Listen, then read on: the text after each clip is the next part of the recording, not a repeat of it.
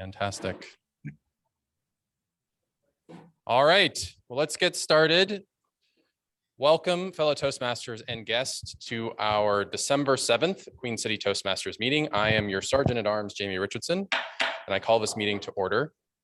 On this day in 1909, Leo Bakelite invented the first plastics material, otherwise known as Bakelite, self-proclaimed. It ushered in a revolution in a lot of industries. It made our lives infinitely easier, but it also introduced a lot of waste for the world. So now estimated at 300 million tons of plastic waste that's put into the world every year, roughly equivalent to the human population's weight. So with that thought-provoking and depressing thought, I will now turn it over to our president, David Jones, to preside over the meeting. Thank you, sir. Good evening, fellow Toastmasters. I'm David Jones, the president of Queen City, and welcome to everybody. We have an interesting setup tonight. When I came in, we had all these tables set up, and I thought they were going to have a party tonight, but evidently they're going to do it tomorrow. Therefore, it's just a festive event. We have Christmas sculptures and stuff like that here. For those of you on Zoom who can't see it, it's a fun time. And I don't want to go into a lot tonight because we have a full meeting, but I want to introduce our guests. We have a guest in person. I believe it's Chris or Patrick. I was really close. Do you want to, yeah, Chris, Pat, you want to introduce yourself, how you heard about us and what your hopes are? For me, stand up? Yeah, sure. Get more comfortable. Yeah, my name is Patrick Buckley. I live in Gastonia. I came to know about Toastmasters, as I was telling Cameron, because I read a lot, and it's just something that I continually see in listening to interviews of the authors of these books. I read a lot of motivational speaking, goal setting type books, and the theme of you should join Toastmasters just keeps reoccurring and reappearing. So I figured it's about time to do that. Thank you much, and thanks for coming. Yeah, I first heard about Toastmasters from Zig Ziglar. I don't know if that's who you, and Les Brown is another one that people hear from. And for those of you who haven't met him, sitting in the back is Balut, our treasurer. He signs everybody up, but he hasn't been here in a while, but he's here tonight. So that's Balut, our treasurer. And with that, I'm going to turn it. I don't think we have any guests online. Nope. Okay. And with that, I'm going to turn it over to our Toastmaster of the night. First time he's doing it. So be patient, but also encouraging, Dr. Harvey. Thank you, David. Thank you. Good evening, fellow Toastmaster and honorable guest, Patrick, right? I'm very honored to meet all of you here today. As you know, it's in the evening. People have to attend time with their family after a long day of work. I still see all the familiar faces, both online and offline. I'm very happy and honored to be here. I love you all, even though my style is very abrasive, but from the bottom of my heart and my soul, I genuinely appreciate all of you. On another note, our theme for this evening is about evolution or evolve. When you guys heard about evolution, you often hear about survival of the fittest. Is that right? That's exactly it. That's from Charles Darwin's theory of natural selection. I like to quote Darwin. It is not the strongest of the species nor the most intelligent that survives, but it's the one most adaptable to changes. So as we proceed with this meeting, I'd like for you all to think about evolving, personal evolution in your life, in your workplace, in your personal relationship, to become a better version of yourself.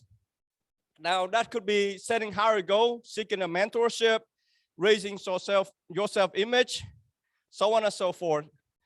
Now, shifting gears, I'd like to introduce to you our joke master, because even though he's not a clinical medicine doctor, but in my culture, laughter is as equivalent to 10 doses of medicine. So I'd like to welcome Jamie Richardson. Oh, wait, Elvis Lopez, my fault.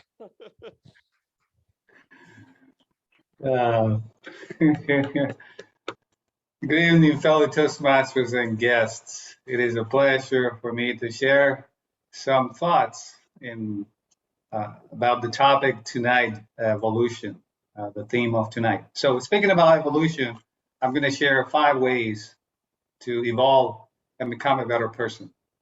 First is do what you say you're going to do. Second, If things have changed and you're going in a different direction, admit it. Be honest and clear with others. Be reliable and consistent. Admit when you are wrong. And finally, apologize and make amends as needed. Back to you, Mr. Toastmaster. Well, thank you very much, Elvis. What you said ring true 100%, rather 110% in my heart, and I appreciate the wisdom that you share to us all. So as you all know, you can always make more money. You can always get new friends. You can always build greater projects, buy more houses.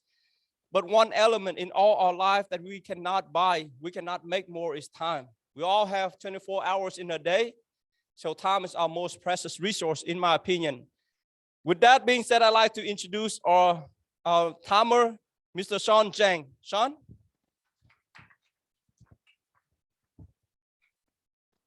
Thank you, Dr. Tran. Good evening, fellow Toastmasters and honored guests. I am Sean, and as your timer for tonight, I'll be timing the main sessions of this event. The first one will be the prepared speech. As we know, it's usually 5 to 7 minutes, but Connor is going to do the icebreaker tonight, so it's going to be 4 to 6 minutes. At the 4-minute mark, you'll be seeing the green light. I don't have the light on my hand, but you've seen that plenty of times. And then on the 5-minute mark, the yellow light will be turned out, and it will turn red when it reaches 6 minutes. I believe you have 30 seconds of grace period. And then for the regular speech, 5 to 7 minutes, similar rule. You'll be seeing the green at 5 minutes, and the yellow at 6 minutes, and the red at 7 minutes. Also 30 seconds of grace period. And for the table topics discussion, it's 1 to 2 minutes. And you'll see the green at 1, and yellow at 1:30, and red at 2 minutes. Also 30 seconds of grace period. And our guests are more than welcome to join us. And I don't think we have a time limit for you. So then for the evaluation session, it's 2 to 3 minutes. And similarly, it's 2 minutes all right, you see the green at the 2-minute mark, and yellow at 2:30, and red at 3. All right, that's all the rules. Thank you. Yeah, just enjoy it for tonight. Thank you. Back to you, Mr. Toastmaster. Thank you. Thank you very much, Sean. So moving on to our next part of the meeting, we would usually have our ballot counter, but for the table setup, as you see, so we're gonna go ahead and skip that part. Everyone who show up today is actually all a winner, both guests and fellow Toastmaster. For the most important part of our Toastmaster, that's the speech, in my opinion. Both the impromptu, the table topic, as well as the usual 3 speech. Speech is how you get an opportunity to improve on your skill, as well as share your experience, insight, and wisdom with other fellow Toastmasters and also our guests.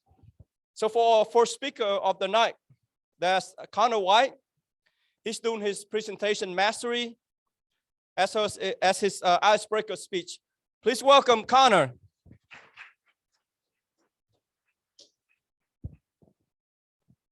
Thank you, Mr. Toastmaster Tran.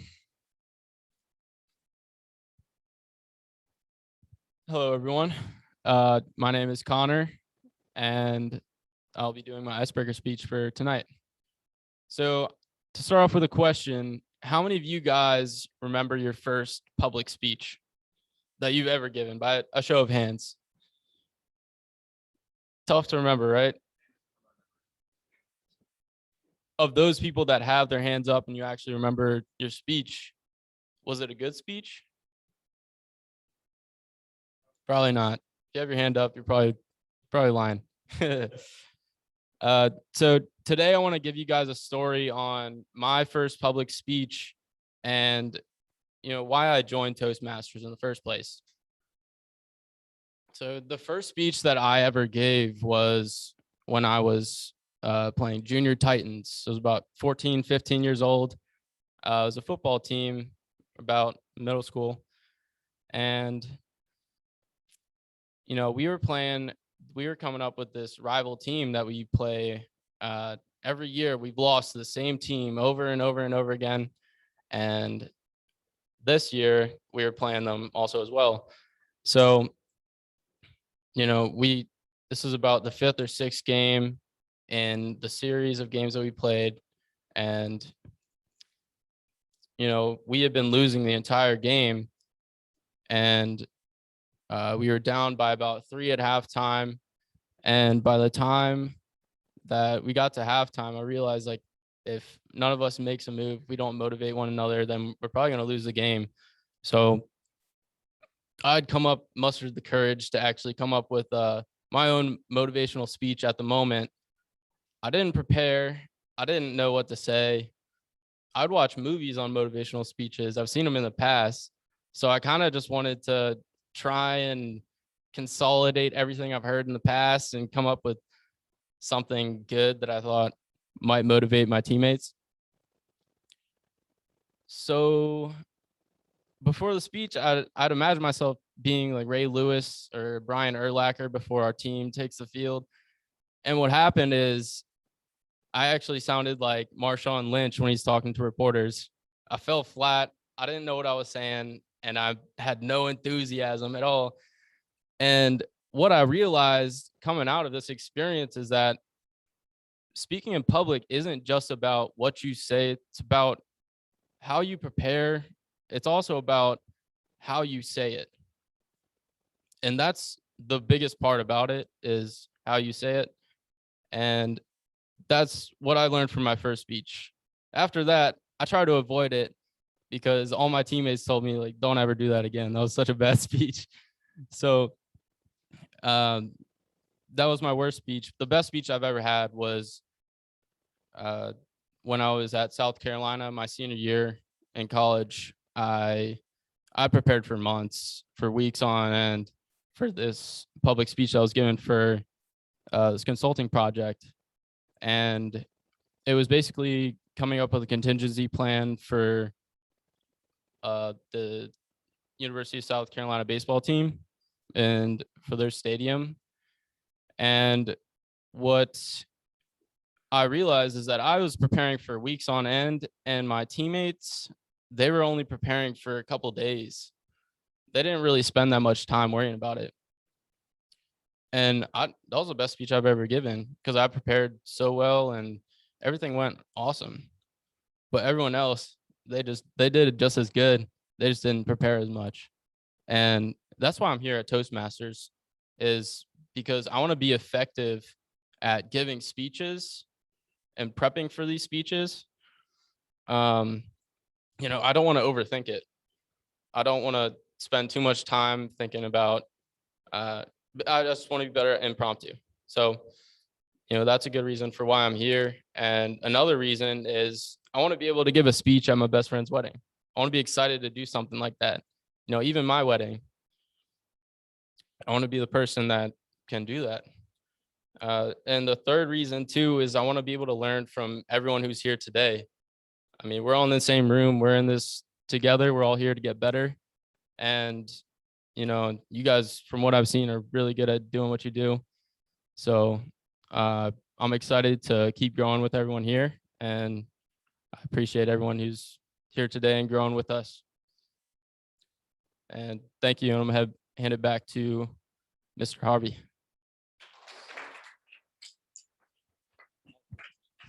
Thank you, Connor. I got it.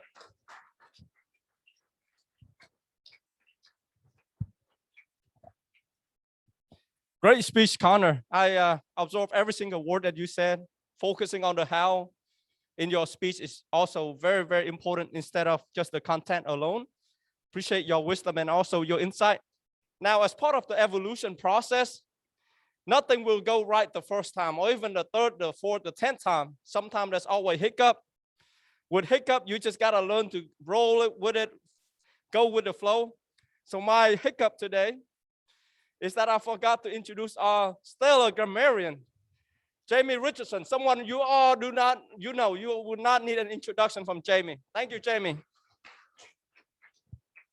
Thank you, Mr. Toastmaster. Great theme when it can help you get out of tight binds.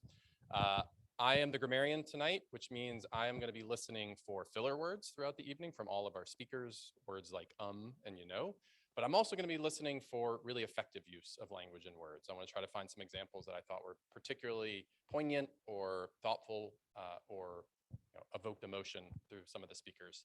I also am responsible for providing the word of the day, and along with our theme of evolution and adaptation, our word of today is transform. So I encourage all of our speakers to use this word in your speech or in your prepared remarks or in the impromptu speech as well. With that, I will turn it back. Oh, I'll give a report at the end of the night on all of our use of filler words. Back to you, Mr. Toastmaster. Thank you, Jamie. As you guys know, Jamie, he always impressed me with every single time he come here to speak.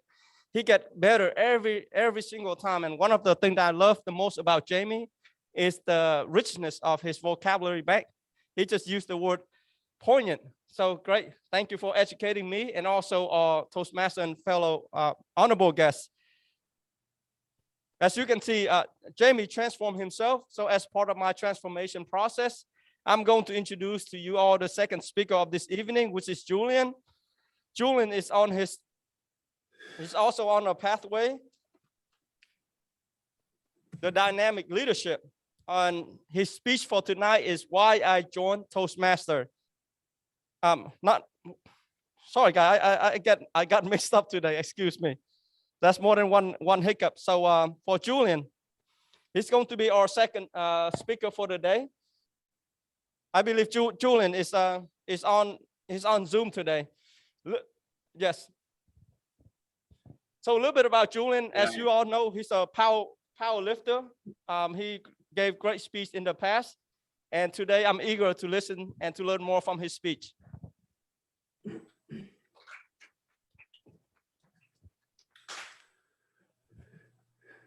Thank you, Toastmaster. Good evening, members and guests.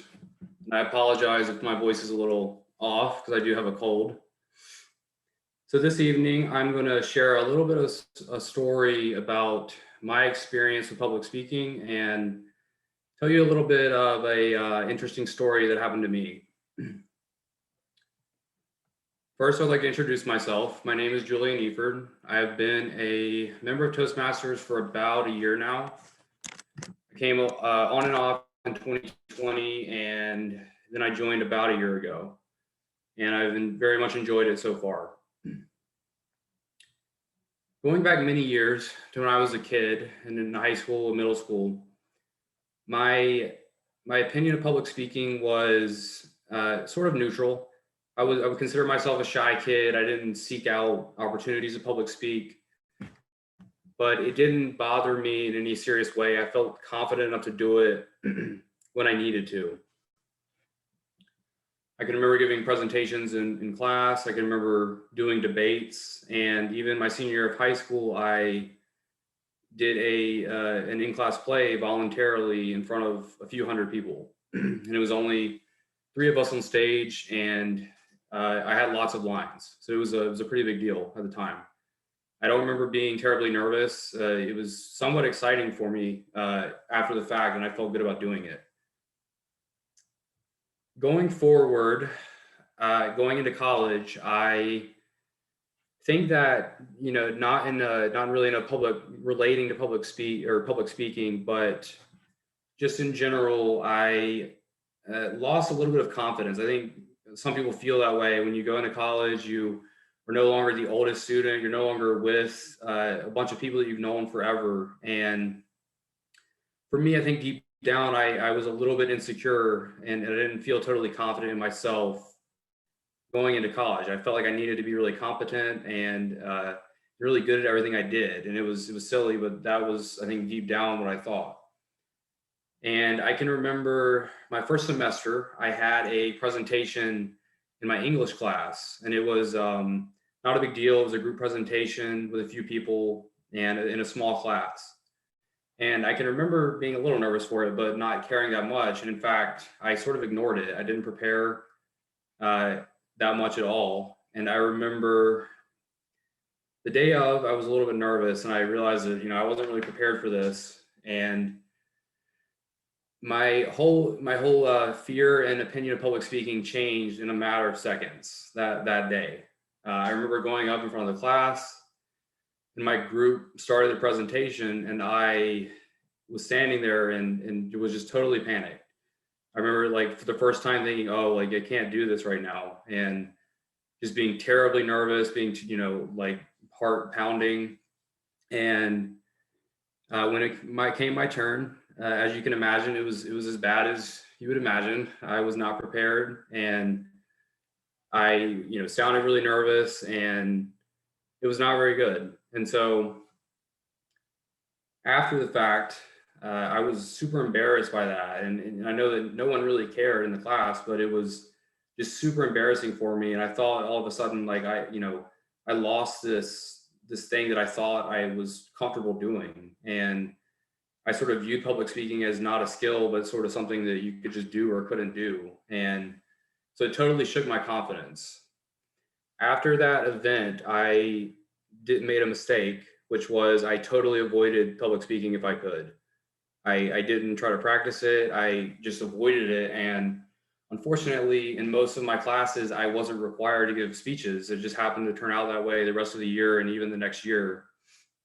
And so it was tough. I spiraled into this sort of fear of public speaking and even interviewing, or even, calling someone I didn't know, like in a professional sense. I just let my mind run away. Then I was afraid I was going to embarrass myself.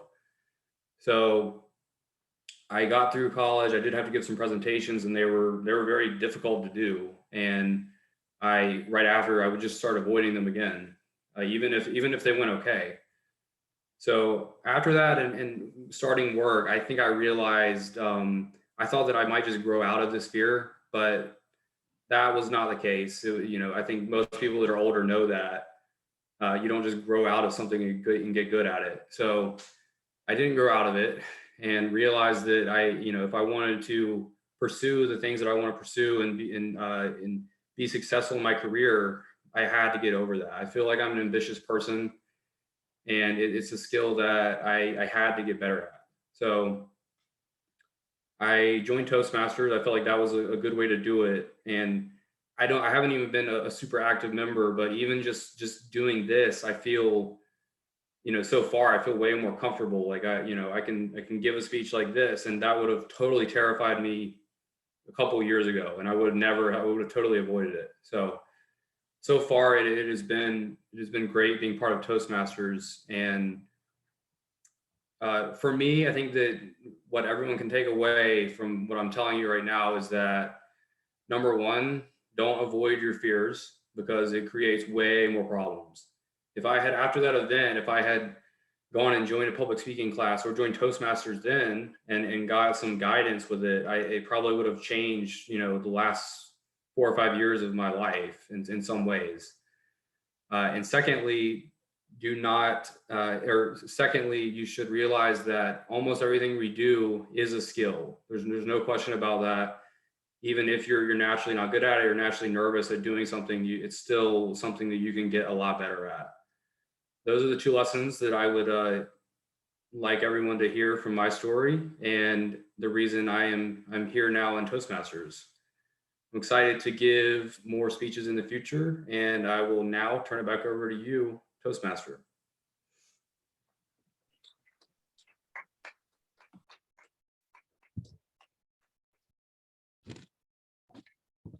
Thank you very much for your speech, Julian. What you mentioned hit a home run for me. It's about fear. Fear to me is nothing more than false expectation appearing real. And in the famous word of my mentor, once you become fearless, life becomes limitless. Thank you so much, fellow Toastmaster Julian. Now, for our third speech of the evening, I'd like to invite Madeline Green to deliver her speech on her presentation pathway. And the title of her speech is In Giving Back.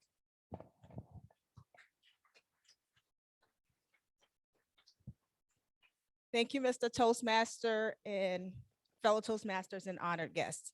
This is my second time giving this same speech, so I apologize that some of the content may be repetitive to some of you, But my speech is on volunteering and giving back. So I want to talk to you guys about the activities I do as a volunteer and why I do them. So I'll start with some of the activities I've gotten into. I work for Bank of America, and they have a robust volunteering program. And the reason I like volunteering with my job is because they touch on a lot of different needs and a lot of different nonprofits. When you hear about nonprofits and volunteering, you never think about the people sometimes behind that are recipients, and it's really an opportunity to transform a person's life potentially. So Bank of America gives you that opportunity to maybe volunteer around hunger or around education or around homelessness. So I really enjoy that. I've done a lot of fun events with the bank. I'll talk through two of my favorite ones. I don't know if you guys saw that Oprah episode where she gave away the cars and she was like, you get a car, and you get a car, you get a car. Well, this summer, the bank paid for 10,000 laptops to go to families in need. And I got to be a part of the team that just gave away laptops to people, right? So like, you get a computer, you get a computer, you get a computer. So I really enjoyed doing that. My other event with the bank was volunteering at Second Harvest Food Bank. They get food from local grocery stores that's really just a mismatch of all kinds of different food items. And they need volunteers to help them sort the food and package it for families. So I got to go volunteer with them a couple of years ago. And to my surprise, I get there and the Panthers are there. So I got to volunteer that day, sorting and packaging food with Lou Keeley and Thomas Davis. And I volunteered at that place before. We sort the food, it takes a couple of hours. With the athletes there, they turn it into a competition and we got it done in record time. So that was two of my events. I also volunteer with a local nonprofit called Raise a Child of the Carolinas. It's education focused. And the first time I gave this speech, I was just a volunteer. As of last week, I've been invited to join the board. So I'm not an official board member of that organization. But what they do is help underserved children see potential, see possibilities. So they do mentoring, they do tutoring, and all of those different things to help transform the children's lives. So I'll pause here, take a step away from my speech to make a shameless plug for volunteers, because that's my role with this organization. So if you're in the room today, you have a passion for children, you want to help out, come see me. So I'll shift gears here and talk about my why. I've said before that I'm an immigrant. I was born in Liberia, West Africa. I lived through a civil war in my childhood, and as a result, a lot of people left the country in search of a better life. So my family and I came here, my mother with 4 young daughters, trying to make it as a single mother. We were poor in all capital letters. So we came here with nothing but what we had, couldn't afford much of anything. We had to be on government assistance, and my mother worked 2 jobs. I can't fault her because she's one of the hardest working people I know. But even with 2 jobs, she really couldn't cut it, and we needed help. During those times when we needed help, organizations much like the ones I volunteer with stepped up and helped us with just about anything you can imagine. We all take our cars for granted. You take grocery shopping in your cars for granted. You haven't grocery shopped struggle style till you try to grocery shop and take all the groceries on a bus for an hour sometimes, because the bus just stops at every single stop. So we didn't have a car, no housing for a long time until we got on government assistance. We just didn't have possibilities, because the neighborhood we lived in, when the government gives you assistance to live, a lot of times they aren't putting you up in luxury. So we had a lot of hurdles to overcome. I'm really, really grateful for all the organizations that helped us during that time. An organization gave us a car. They gave us clothing, back to school supplies. We didn't have computers. And at the time, everyone had a computer at home. A nonprofit came into my housing complex and built a technology center so that all of us in the community had access to computers to do our homework.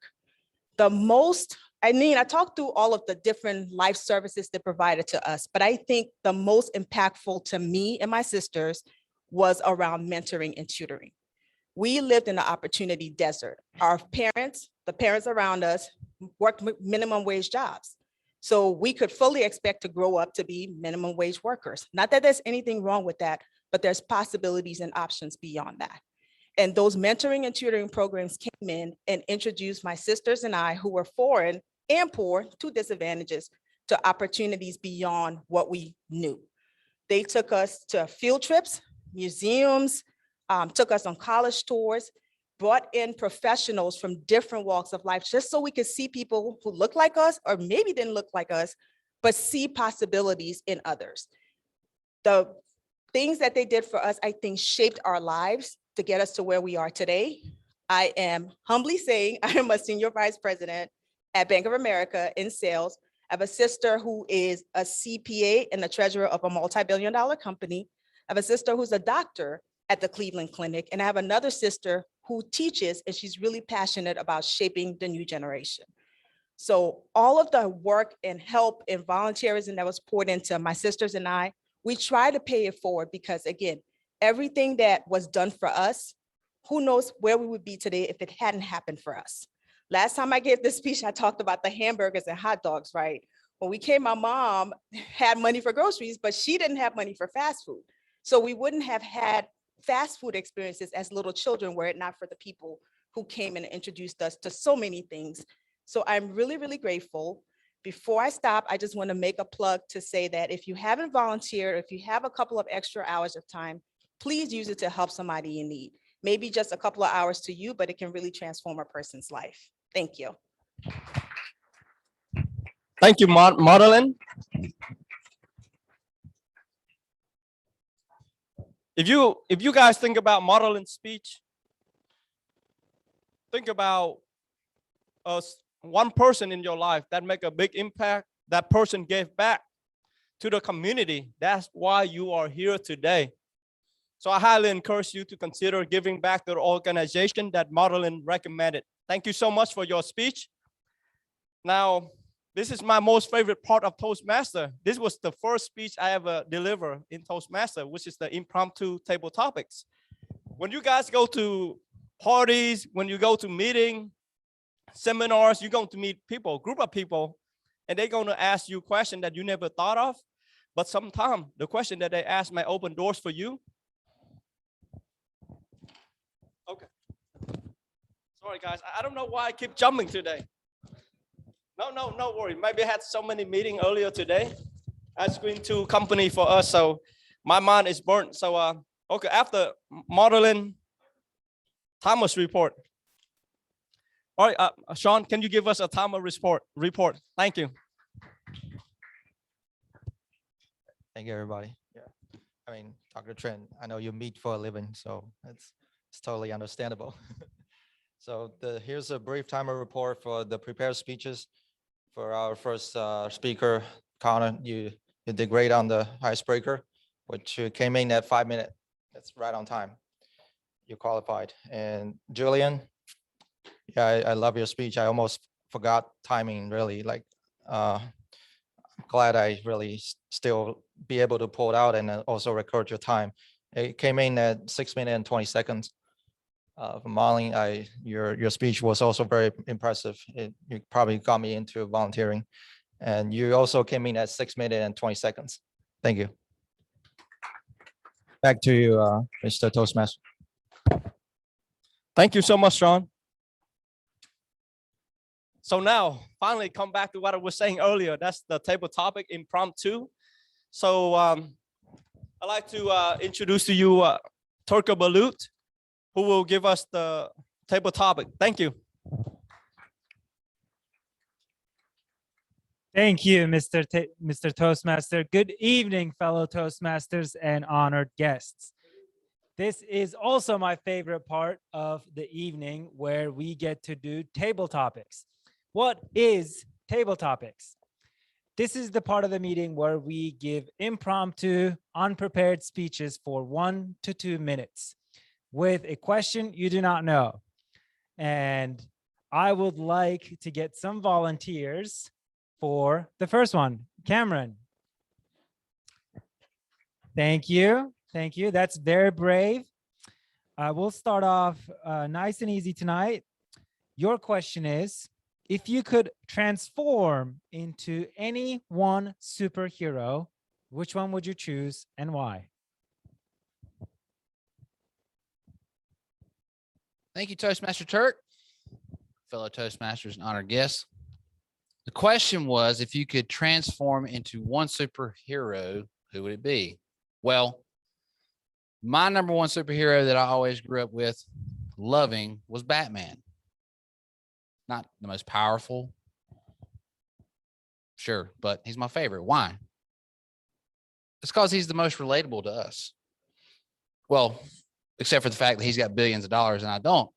But he's not like Superman or Spider-Man, he got bit by some magical spider and then now he can shoot webs, and Superman who comes from another planet, galaxies away, and he can shoot lasers out of his eyes and he has superhuman strength. Now, Batman is a guy who you can relate with. His parents were killed right in front of him. He grows up with this cold vengeance in his heart, becomes a billionaire, which his dad, Thomas Wayne, was actually the billionaire. He inherits this company, and then he uses his money and his talents to fight crime at night, to seek vengeance and to restore balance in the community. And sure, in a metaphorical way, that's something that we can, relate to more. So I'm more of a Marvel fan. So overall, I like the Marvel, and I really hate DC comics. But it's funny that my favorite superhero is actually a DC person and Batman. So Batman. Thank you. Thank you, Cameron. Thank you. Thank you, Cameron. That was a wonderful table topics example. Who would like to go next? All right, I will make, there we go. Alan, did I get that right?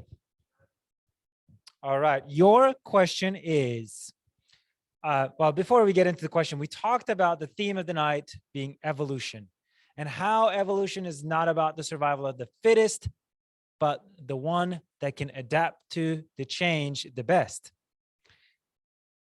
One adapter that when we think about adaptation, one thing I think about is the adapter, the one that gets electricity from one source and turns it into something else.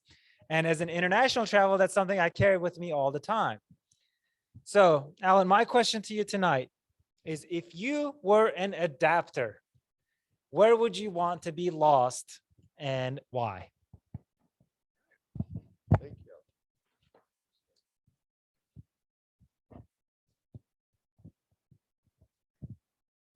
All right, well, thank you for that very interesting question.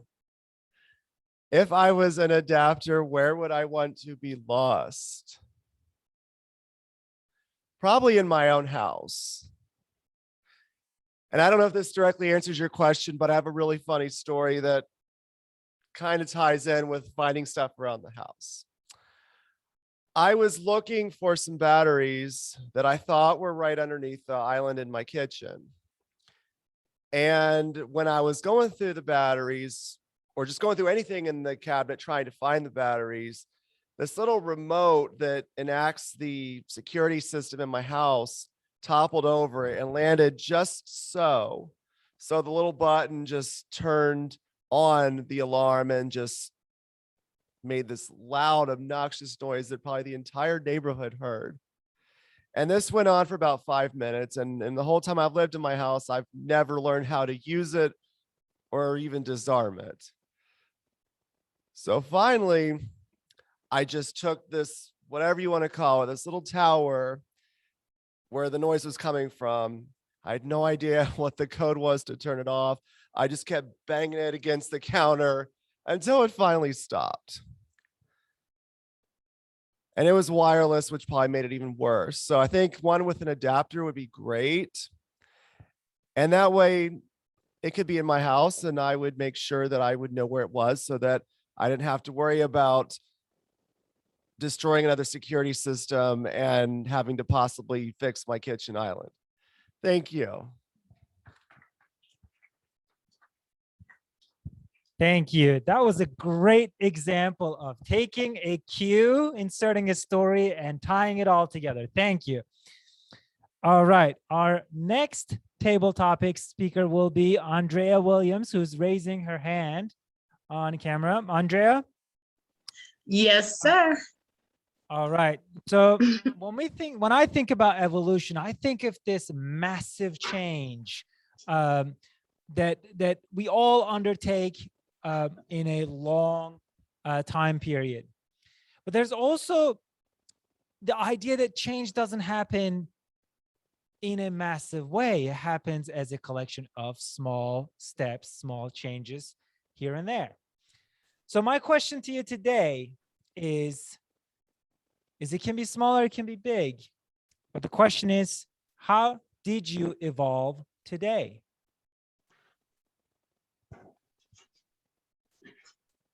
Today is the relevant statement in that question. I could say that today I evolved by letting go. So I did a recent training on time. And I remember that's what Dr. Tran was talking about. You can't get back time. And it was saying, look at things differently. Don't look, we do this chronological or first in, first out, last in, last, first out. But we need to look at what's important.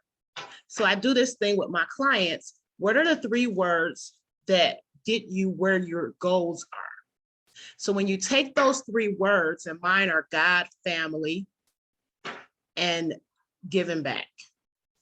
And so everything I do goes for God, family, and giving back, including my books, including speaking, everything. So when I look at what the small things are, someone said that when I speak, I change people in a moment for a lifetime. So that's what I did today. I changed myself in a moment for a lifetime. Because getting to those 3 things that are most important to you will take you focusing on the most important thing, because time is too small to waste. And you want to get to those moments and time that will change others' lives for a lifetime. You want to be in the moment with your family, with God, and in helping people. And with that, I encourage everybody to stay in the moment and change one moment at a time. Thank you. Thank you, Andrea. Thank you. That was excellent. Excellent. I can definitely relate to being overwhelmed when I don't have that kind of a compass of 3 big values guiding every decision, whether it's small or big. All right, we've got time for one more. Who would like to go last? All right, our honored guest. Thank you. Thank you for participating. That's brave. This is not easy. My question for you has something to do with the butterfly effect. Similar idea, but let's take it to into the past instead of today. So the butterfly effect is a small change at the beginning can lead to an outsized impact that you will not expect. So a butterfly flaps its wings, a hurricane happens on the other side of the world. What butterfly flapped its wings for you 10 years ago that has caused a storm for you today? Thank you. That was a great question, and hopefully I can follow it up with an equally great story / mini speech. I'm a drummer. That's a huge passion of mine. Unfortunately, about 2 years ago, I realized that doing that full time may not be viable as a career option, but I became passionate about it when I was 16 years old. And at 16, because my parents weren't going to pay for a drum set, I had to purchase my own. So that was nice at the time that I realized I care about this enough that I'm going to go make money and earn money to purchase this. And after so many years have passed, I put 8 very hard years into trying to do that. I've realized through the sales role that I'm in with the roofing company, it has nothing at all to do with music. Some of the best interactions I've had with my customers have been based on things that I learned when I was pursuing a career in music. And so the ultimate realization that I've had is that even though I may not be doing that full time, it's still a big passion of mine. I still get to play music in a 7-piece funk band that plays dance music. We get to play all over the Southeast. It's phenomenal. You should all come out to Funk Festivus this Saturday, December 11th in Charlotte. And that's been the biggest realization, is the butterfly effect was 10 years ago, starting the 8-year journey of really going hard at trying with this craft. And now the realization that maybe that's not going to be full time, but it's helping me in my new career that I am passionate about. Thank you. Thank you. Thank you. That was an excellent way to wrap up the table topics portion of the evening. I'd like to thank everyone who participated tonight. This is not easy. It's very brave to go unprepared and give a speech for 2 minutes. I know when I do it, my brain freezes for 10 seconds at least. And thank you for sharing your story. And back to Mr. Toastmaster. Thank you, my friend. So I would like to introduce to you all our general evaluator. He's a stellar high-profile physician at Ortho Carolina, someone who continue to expand on his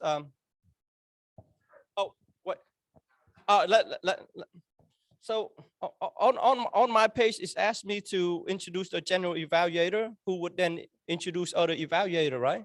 And ask for the timer report. Or am I supposed to do it?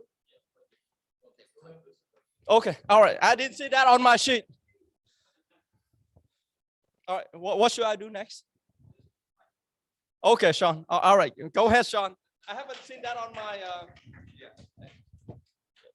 Thank you, everybody. Actually, by the way, Blue, even if you missed the time, I really like the way you asked the table topics question. It definitely transformed my way of thinking how those questions could be asked. It was really creative, and also all the answers were great. And here's a brief report on time. First of all, for our first speaker, Cameron, you got in within 1 minute and 30 seconds. And our second speaker is Alan. Yeah, you also finished on time, 1 minute and 42 seconds. And Andrea, I probably throw you off a little bit because I forgot to turn it on at the 1 minute mark, but you did great. It's 1 minute and 44 seconds. And for our guests, may I have your name again? Patrick, yeah. Patrick, you came in at 1 minute and 40 seconds. All of them were great. Even if we don't do the ballot today, I mean, you guys are one of the best table topic speakers I've ever seen. Thank you. All right, finally, Dr. Laxer, please take the mic.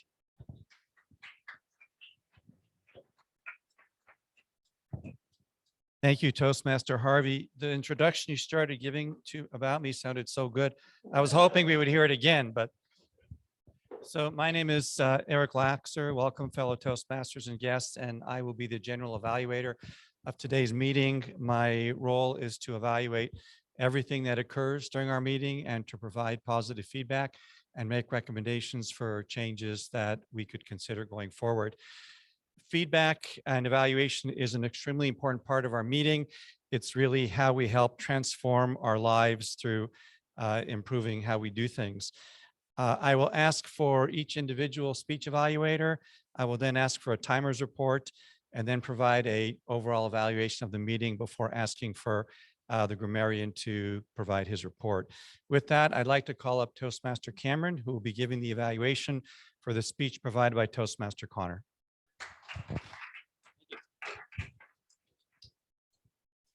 All right. Well, I wasn't even sure I was going to make it here. I drove straight from a customer site in Virginia, but got straight here and I said, David, what can I do? He said, you get to evaluate Connor, who's doing his icebreaker tonight, which was phenomenal. And you know, the first speech that you give in Toastmasters is the hardest one. That's what I've always been told. If you get over that one, it's all downhill from there. So having the guts, whatever you want to call it, to get up here and do that, hey, you've already did the hard part. So awesome job. What I liked about his icebreaker, he come up here and the first thing he did was engage the audience by asking a question. And who remembers their first speech? So audience engagement right off the bat, I thought that was really good. So continue to do those things. Then he said, well, let me tell you a story about my first speech. Well, who in here does not like a good story? Remember as a little kid and your grandpa or somebody, you're sitting around a fire. Let me tell you a story. Everybody loves a good story. So when you incorporate stories into your speech, you're going to engage the audience more because everybody loves a good story. So he tells a tale of his first speech. He's with the Junior Titans football team and they're losing at halftime, and he tries to motivate his team. And I couldn't help but remember as you were saying that, Jimmy Valvano, right? When he takes it was before NC State. It was some smaller school. Somebody, if you know it, help me out here. But he was at a smaller school and he's nervous and he's trying to pump his team up. So what does he do? He studies Vince Lombardi when he was the head coach of the Green Bay Packers, right? And he's like, at the end of it, he's like, because we're the Green Bay Packers and we're better. And so he memorized Vince Lombardi's speech word for word. And then it gets his team in there and he's pumping them up at halftime. And he's like, at the end of it, he goes, and we're the Green Bay Packers and we're better. So anyway, that just made me think of that. But you had a great metaphor and you was like, I ended up being more like Marshawn Lynch than Ray Lewis. I thought that was funny. But you say your friends was like, don't ever do that again. That's the world we live in. We live in a world full of pansies who try to bring you down because they're too scared to get up there and do it themselves. All right.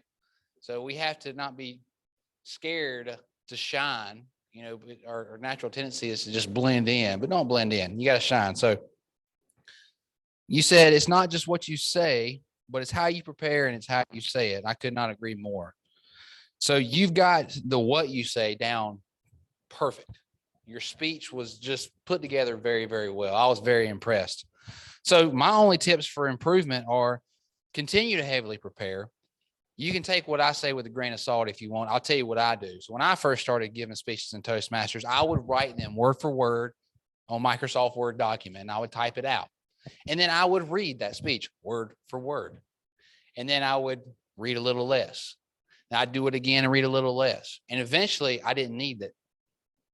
But you don't want to prepare so much that you're like memorizing it, because part of the beauty of a speech is rolling with the punches up here. That's why table topics are so important. Just thinking on your feet. You remember the key points that you want to deliver, but don't worry about memorizing each word that you were supposed to say. Because when I give a speech up here, I've never filmed one, but if I went back and looked at what I wrote, it'd be totally different. The key points would still be there, but word for word, it wouldn't even be close. So that's just maybe something you can take with you. That's how I prepare.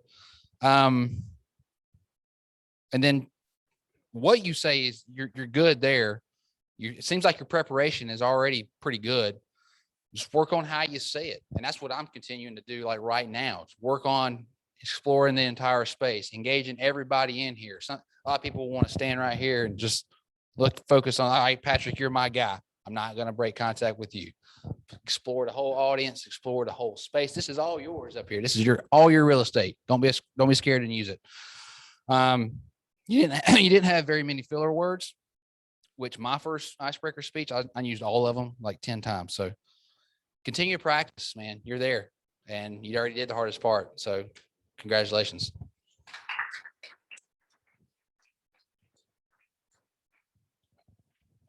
Thank you, Toastmaster Cameron. Great story about the Green Bay Packers. I'd now like to call upon Toastmaster Sean to provide his evaluation on Julian's speech titled Why I Joined Toastmasters.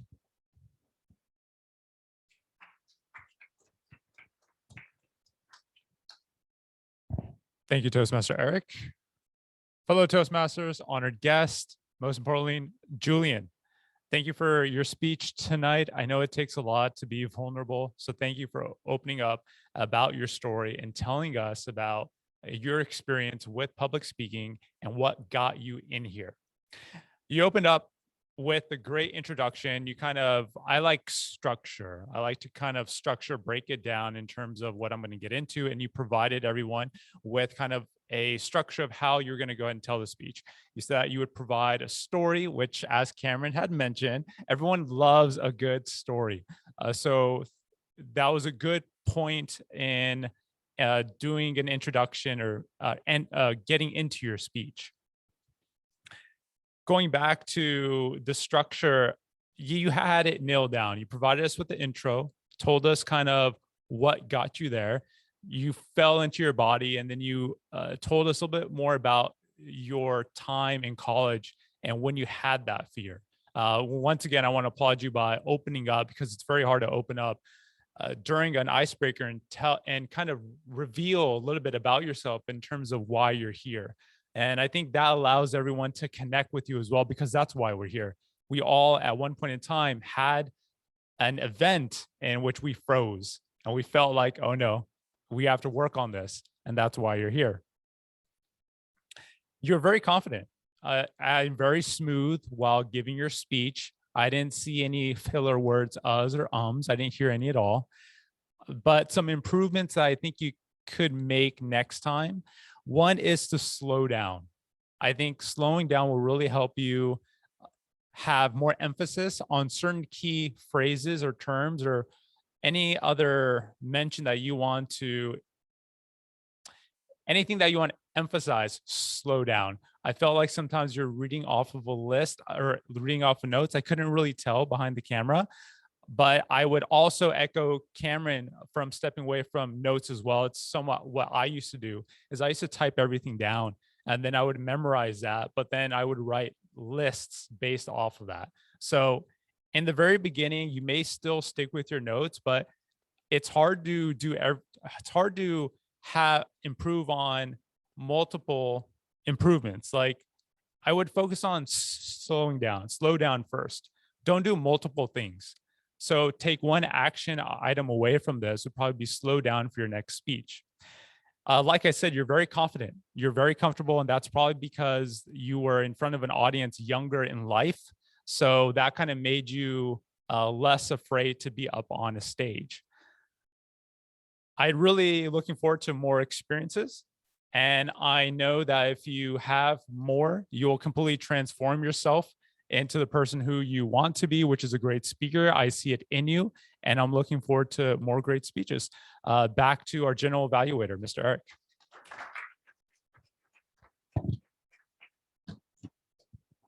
Thank you, Toastmaster Sean. I would now like to introduce our final evaluator for this evening, Toastmaster Andrea, who will be evaluating Toastmaster Lynn's speech called Giving Back.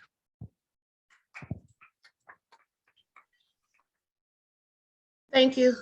This speech was the second time that we heard this speech from Ms. Maudlin, and it was a great second attempt to the speech. I love this speech because it told me so much of why she drives that little fast car outside. So volunteering and giving back.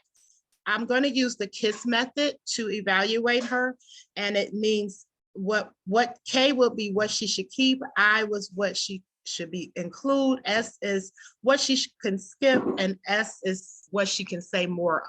So the first thing I would keep is the beginning, when you commanded the stage. I remember the last time you gave this speech, you were a little nervous, and this time you commanded the stage, and you even made us laugh at the beginning of the speech. So you grabbed us at the beginning. You get a computer and you get a computer.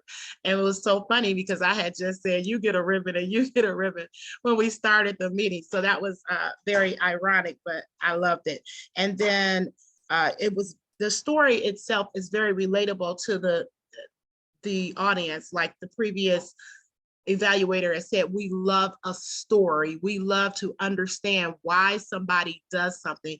So what I would encourage you to include is always include your story about where you come from, why you're so passionate about volunteering. That to me is like the most important part of your story. And when you do that, we connect more, and we see you not as the VP of Bank of America, but we see you as an influencer at Bank of America. And then something that I feel that you can skip, I can't really say anything because your story, every point in your story, and I love the way you structured it this time, it's so valuable that I wouldn't want you to skip anything, because I feel like if you took something out, it would lose its flavor. The only thing I can't think of, take out the ums. That's all. Skip the ums. And then the thing that you should stay in, is, the struggle, the real transformative shift that shaped your humbleness. That's where I get from your story, that your beginning is the reason that you have the ending, or the emerging and the butterfly stage that you have now. Is the question, what butterfly came upon you 10 years ago? And it's so relevant to both of our stories, which is why we connect. On children, we both are in banking. And so I understand you. I understand being a child of a single mother and seeing your mom struggle, seeing your mom do what she can for you, and then watch other people come in and help. And that is the best thing about your story. Please keep that in there. And I loved your story and I love you. Have a good one.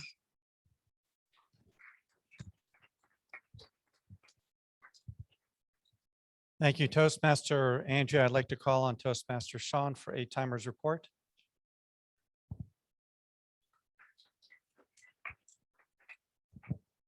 Thank you, Mr. General Evaluator.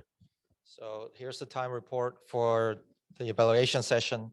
For our first evaluator, Cameron, you went a little bit over time, but I really appreciate you took the time to kind of give Connor great advice. And our second evaluator is Sean, and you came in right at 3 minutes and 7 seconds. Andrea, you also did great on time. You came in at 1 second shorter than Sean. So, yep. Thank you. Thank you for all everybody coming in and participate. Back to you. Thank you, Toastmaster Sean. I would like to take a few minutes to provide an evaluation of the meeting as a whole. And starting off with, even before the meeting began, I just want to give kudos to our president who arrived here, recognized that we may have an issue with the meeting space, and very quickly found us another space to meet. It felt like a boomerang, because then next thing you knew, we were back down here and everything turned out very, very well. I'd also like to give him kudos for, I've noticed this at other meetings, when something isn't going right, he has a very subtle way of coming around and handing a note to the speaker, which I think is real life, because that happens at different meetings. So I think there's a good lesson there for all of us. Just going through the individual roles and just mentioning some positives here. I thought the word of the day was excellent with the theme that we had. I thought the transition that we had with each person describing their role this evening was excellent. And Sean, I noticed when you came up and gave your, you described your role, you had no notes and you were remembering all those numbers. So that was very impressive. I thought our table topics were challenging, but very good. And kudos to our speakers and also to our guest, Patrick, for having come up here and felt comfortable speaking. I would just like to take a moment to give feedback to the evaluators this evening. I felt that you were all excellent, and I felt like I was listening to people give sage advice based on their experience. And what I liked the most was how each of you shared how, well, here's what I prepared, and here is how I've grown within this group. And also to Andrea for really just emphasizing the importance and really the beauty of Lynn's story and how she's turned that a couple of times into her speeches. Just want to speak to Toastmaster Harvey. I thought you've done an excellent job as Toastmaster of the day. As usual, your energy is infectious. You pull us all in very quickly. You quoted Darwin without any notes, and you impromptu seem to bring in other quotes that I thought were very important, such as, once you become fearless, life becomes limitless. And it seemed like that was at the top of your head. There were a couple of quirks, but I thought you recovered well. And I think when things are not going well, if whoever is in that role smiles, laughs it off, and keeps things going, it really makes everybody more comfortable at the meeting. Just a few final thoughts. And I want to congratulate our speakers for having uploaded their speech topics. It makes it so much easier for everybody who's doing the evaluations. And I noticed that that was done this week. And I also want to encourage the evaluators to go back and complete the written aspect of the report and send it to the speakers, because I think that's an important part of how we all learn.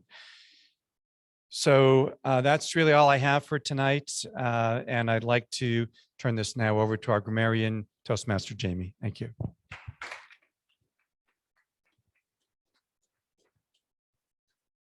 Thank you, Mr. General Evaluator. So I want to start with some of the good things that I observed. First off, the table topics was perhaps the best I've seen in my few months here. On a couple of dimensions, the questions were incredibly tough. So thank you, Balut, for the questions. The responses were amazing. And I don't know that I've ever seen this, but 0 filler words for all 4 table topic speakers. For that challenging of a set of questions was impressive. Now, Maybe we'll need to go back to the review and check the booth and make sure I didn't miss any there, but I was generally very impressed. In terms of some of the things that I thought were particularly effective use of language, you already stole one of mine from Harvey, which is once you become fearless, life becomes limitless. I thought that was very powerful. Julian, you had a very powerful comment, which was that moment, right? That moment that your life changed when you realized that perhaps the fear that you had a public speaker was starting to well up and emerge in you. I thought that was a really poignant moment as well. Lynn, you described an opportunity desert. I thought that was really powerful language in terms of some of the challenges that certain communities face and not having access to opportunities. And Cameron, your comment, don't be scared to shine, right? I think that's a great message for all of us as well. In some of the word choice where we could improve, I won't go through all the details. Harvey, you had just one that I noticed. Sean, a couple ums here and there. Connor, 6 about ahs and you knows, but I think overall for your first speech, that was fantastic. Julian, 7s, mostly uhs. Lynn, 8, mostly ums that I think your evaluator recognized as well. The rest of them, not a lot, right? I didn't pick up a lot of filler words there. So if anyone has questions about that, you can certainly follow up with me afterwards. But overall, fantastic meeting. And I will now turn it back to our general evaluator. So that concludes the evaluation portion of the evening. I'd like to thank our evaluators, and I'd like to turn it back to our Toastmaster of the day, Dr. Harvey.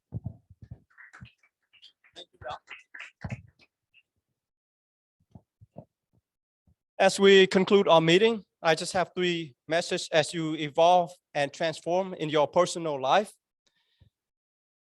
Expect success, the road to success to be always under construction. Don't expect perfection. You saw all the pothole that I tumbled today, both online and offline. So expect that as you take the leap of faith to overcome your fear that is false expectation appearing real. Just do it. Take massive action. You already thought about ways to evolve. Now, when you go home, just do it. Don't think so much. You're going to tumble. And I'd just like to briefly share with you a 1-minute story on how I fumbled 4 years ago. The company name is Medicina Therapeutic Corporation. They're a public company. Back then, they were trading at around $300 million in market cap. I had no clue back then. I just got married to Helen back then, and we were about to have our first child, Hannah. I had no skill, no public speaking. I was so fearful back then. I quote my mentor, once you become fearless, life becomes limitless. And I really believe it. So I went on that call with their senior management team. At the end of our meeting, the CEO asked me, in a mocking way, so you think you're an investment banker, you're going to cut this deal for all of us, raise capital for all of us, do this and that? I said, yeah. I didn't know, I just said yes. Guess what, 4 years later, just today, I closed the deal on them. They're paying me $10,000 a year. And when I was on the Zoom call, I took command of the whole meeting with all of the executive. Now they look at me as the alpha male leader. Guess what? I pick up the skill from here, from just do it. And they're just one of my other clients. So on that note, thank you all so much for bear with me as I fumble and as we will all fumble to our success. So thank you so much. With that, I'd like to return to the presiding officer to close the meeting.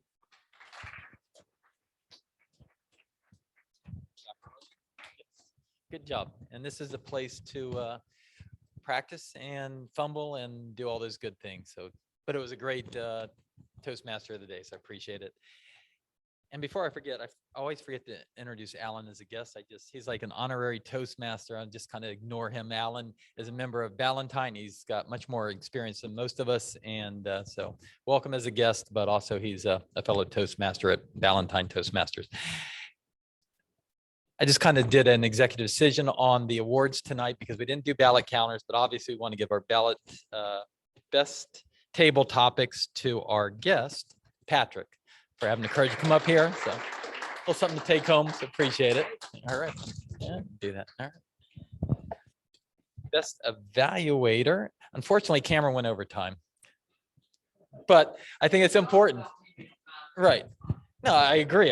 Elvis does that a lot too. He also goes over time when he evaluates because I think it's important to give your all, and it shouldn't really be timed, but it is part of it. So we're going to give best evaluator to Andrea online as our evaluator. Then, of course,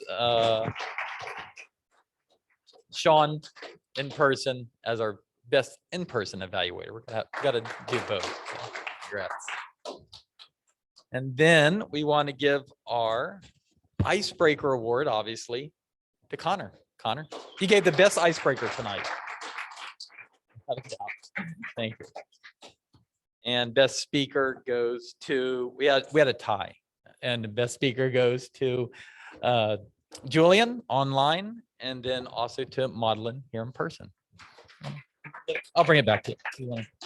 I'll meet you halfway. I apologize, we're a little over on time tonight, but we had a good meeting. And I just want to get some final thoughts from our guests. What did you thought about the meeting, and just any thoughts about it, I guess? Yeah. Thanks, sir, for being so welcoming, everybody. This is really an awesome opportunity to be a part of. Everybody here seems extremely accepting. Everybody here seems outgoing. I'm constantly trying to surround myself with more outgoing, upbeat, positive people. And this was just a really great experience.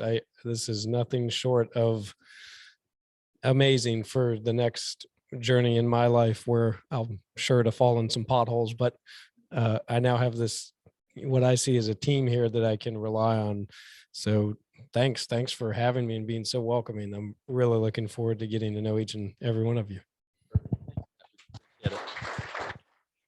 And Alan, any thoughts? Say hello. Thank you, David. You're going to wish you hadn't given me this mic here in a minute, because there's so many things I could say. But I really enjoy this meeting tonight. I enjoy coming here as always. I live in Rock Hill and I work from home, so that's why you don't see me very much. But I was up in the Charlotte area today for some volunteer work, so I figure this was a great chance to come by. And for those of you who are new Toastmasters or guests or anyone who's on Zoom, I will say, just in my 3.5 years as a Toastmaster, the opportunities are limitless. As far as your abilities to become a better speaker, leader, networker, or even in my case, just having friends. In the 6 years I lived here in the Charlotte area, I wish I had discovered Toastmasters sooner, but you know what they say, better late than never. So thanks as always for having me. I will hopefully be back again soon. And David, it's all yours. Thank you, sir. And do we have any officer announcements? No, Blue, Elvis, anyway? No, we're good. All right. We're late, so I'm going to close out the meeting, and we'll see you all next week, hopefully. All right. Thanks for everybody on Zoom. Thanks, everyone. Have a great day, everybody. Have a good one. Thank you. Same to you. You feel better, Julian. I know. Yeah.